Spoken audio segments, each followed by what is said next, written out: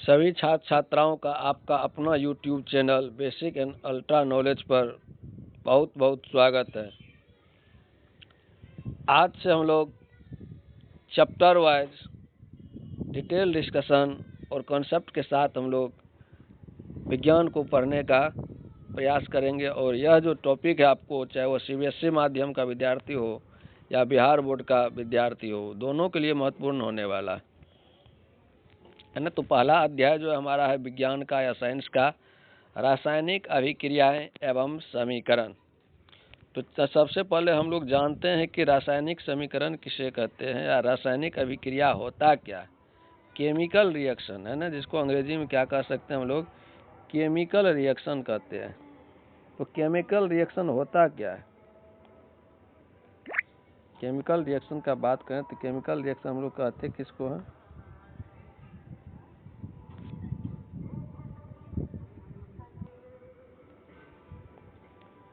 तो chemical reaction देखिए, सबसे पहले उदाहरण से हम लोग देख रहे हैं कि अपने दैनिक जीवन की निम्नलिखित परिस्थितियों पर आप ध्यान दीजिए और विचार कीजिए कि क्या होता है ना। जैसे क्या कहते हैं कि गर्मियों में कमरे के ताप पर दूध को खुला छोड़ दिया जाता है।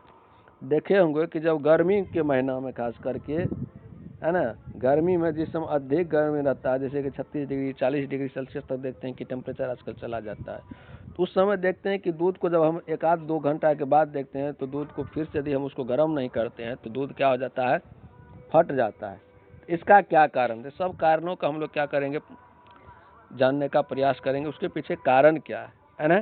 क्योंकि हम जानते हैं कि गर्मी के मौसम में जो बैक्टीरिया होता है, जीवाणु होता है, वह बहुत तेजी से फैलता है ना, बहुत तेजी से फैलता है। जीवाणु, कवक, विषाणु, जितने भी प्रकार का माइक्रो ऑर्गेनिज्म सब है, सब वो क्या करते हैं, बहुत तेजी से फैलता है। और जिसके कारण वो क्या होता है कि वह दूध में फैलने के बाद वह अपने में से, जीवाणु क्या करता है, अपने में से एसिड निकालता है ना, और एसिड निकालने के कारण वो दूध क्या हो जाता है, बेचारा फट जाता है ना।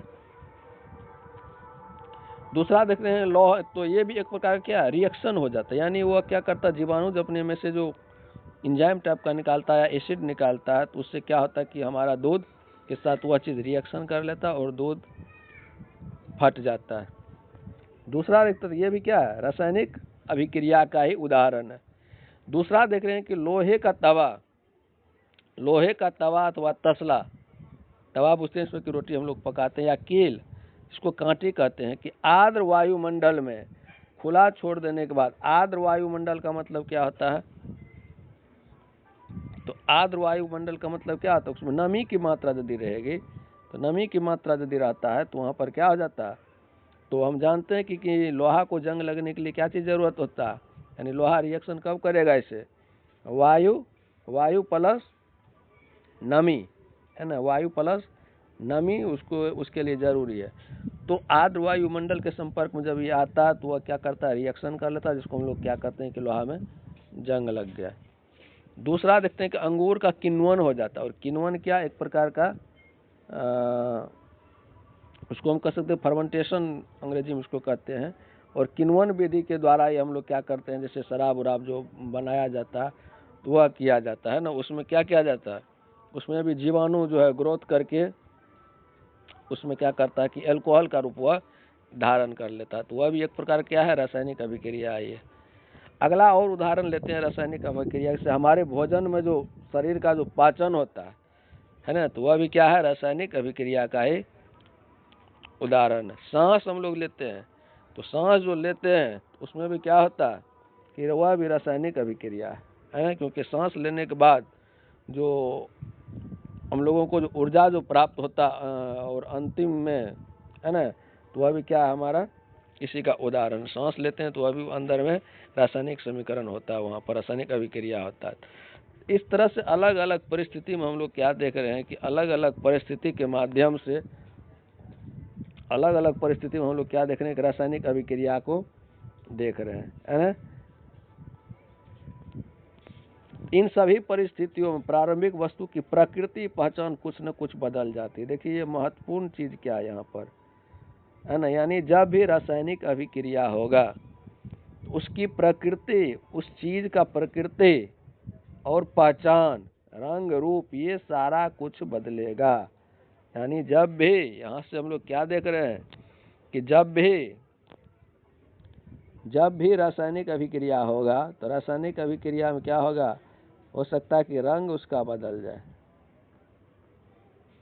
रंग बदल जाए, है ना, रंग बदल सकता है। और क्या बदल सकता है, उसका अवस्था बदल जाएगा। जब भी रासायनिक अभिक्रिया होगा उसका रंग बदल सकता है, अवस्था बदल जाएगा,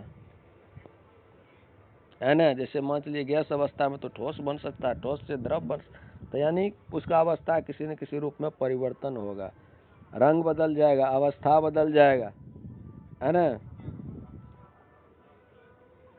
ये सब चीज होगा। उसके बाद गैस का निष्कर्षण होगा, गैस भी निकल सकता है, टेम्परेचर में परिवर्तन होगा, तापमान बदल जाएगा, है ना, बढ़ भी सकता है, घट भी सकता है रासायनिक अभिक्रिया के दौरान। इसके अलावा भी बहुत सारा प्रकार का जो है उसमें परिवर्तन देखने के लिए मिलेगा।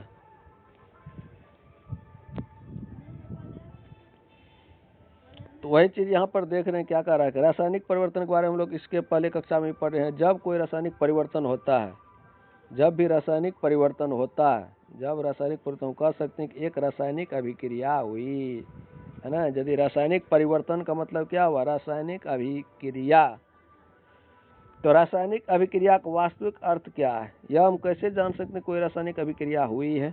तो चलिए इसके लिए एक प्रैक्टिकल हम लोग समझते हैं, ठीक है।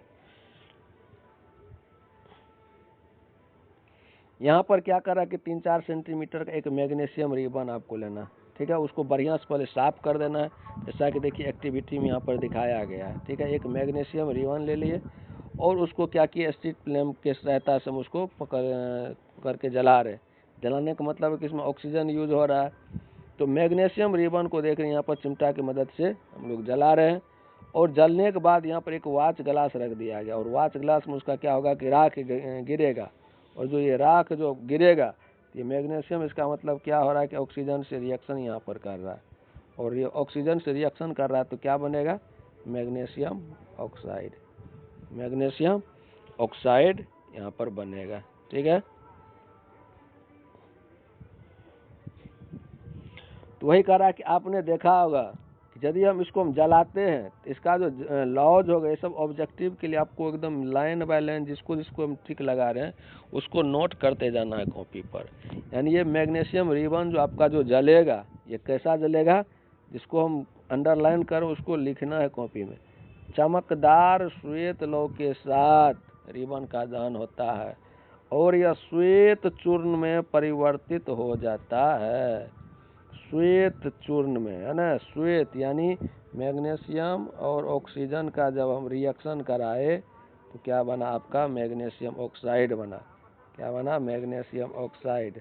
और जो ये जला तो जलते वक्त इसका रंग कैसा था, चमकदार और श्वेत। और जो मैग्नीशियम ऑक्साइड जो बना इसका रंग कैसा है, श्वेत चूर्ण है। कैसा है, श्वेत चूर्ण में यह परिवर्तित हो जाता है। यानी मैग्नीशियम ऑक्साइड यही है ना, मैग्नीशियम ऑक्साइड, इसका रंग कैसा होगा, श्वेत।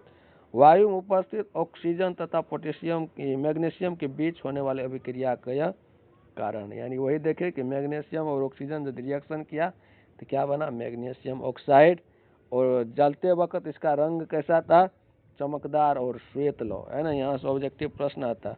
और मैग्नीशियम ऑक्साइड का रंग कैसा हो जाएगा आपका, श्वेत चूर्ण में यह बदल जाएगा। चलिए अगला एक्टिविटी एक और लेते हैं। एक्टिविटी इसमें बहुत ज़्यादा महत्वपूर्ण है, ठीक है ना।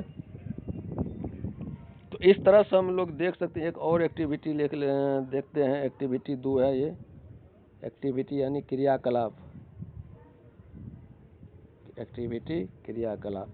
अब यहाँ पर देख रहे हैं कि क्या लिया, एक कोनिकल फ्लास्क ले लिया, है ना। कोनिकल एक फ्लास्क, चलिए हम बना लेते हैं,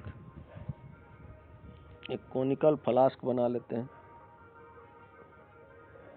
एक कोनिकल क्या करते हैं, एक फ्लास्क बना लेते हैं मान लीजिए कि। और इस फ्लास्क में एक एयर टाइट यहाँ पर कॉर्क लगा दिए, है ना, एयर टाइट कॉर्क लगा दिए। और इसमें हम लोग क्या ले लिए, जिंक ले लिए, है ना, जिंक ले लिए। अब प्लस मान चलिए कि क्या ले लिया, और इसमें छोटा छोटा HCl ले लिए इसमें, है ना, हाइड्रोक्लोरिक अम्ल ले लिए, क्या ले लिए, और HCl ले लिए। यहाँ पर देख रहे हैं कि जब ये दोनों रिएक्शन करेगा,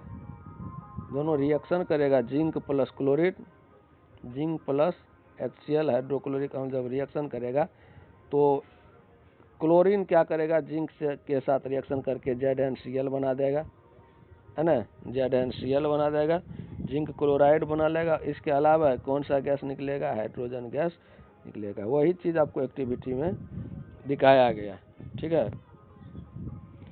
तो दानेदार जस्ते पर तनु सल्फ्यूरिक अम्ल यहाँ पर लिया है, तो सल्फ्यूरिक अम्ल भी हम लोग ले सकते हैं।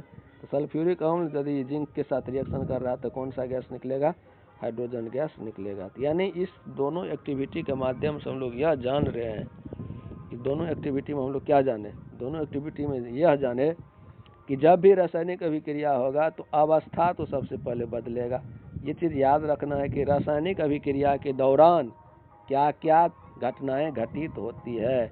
इसको पॉइंट में या क्वेश्चन बना करके लिखना है कि रासायनिक अभिक्रिया के दौरान क्या क्या घटनाएं घटित हो सकती है।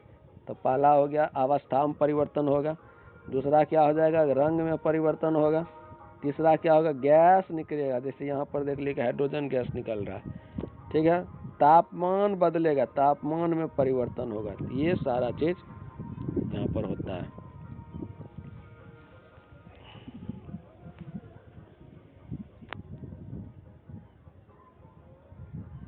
तो आज का वीडियो हम लोग यहीं तक रखेंगे, ताकि छोटा छोटा वीडियो करके हम लोग देखेंगे, है ना। और रासायनिक समीकरण और रासायनिक अभिक्रिया के प्रकार में हम लोग कल जो लगभग आधा घंटा का लेक्चर लेंगे, और उसमें रासायनिक समीकरण, रासायनिक अभिक्रिया को पूरा डिटेल रूप में जानेंगे। और उम्मीद करते हैं कि कल के वीडियो लेक्चर को देखने से पहले आप लोग क्या कीजिएगा कि इस चैप्टर को एक बार थोड़ा सा पढ़ करके आइएगा। रासायनिक समीकरण सिर्फ बुक को एक बार पढ़ना है ना। पेज नंबर 2 से लेकर के रासायनिक अभिक्रिया का देख लेते हैं कहाँ तक गया है प्रकार, है ना। 2-4 प्रकार कम से कम पढ़ लेना है।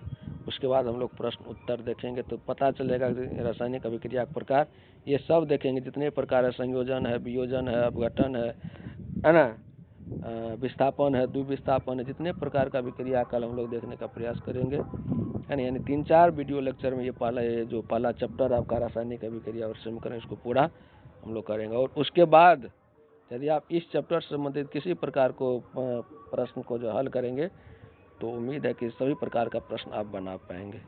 ठीक है, आज का वीडियो लेक्चर यहीं तक। धन्यवाद।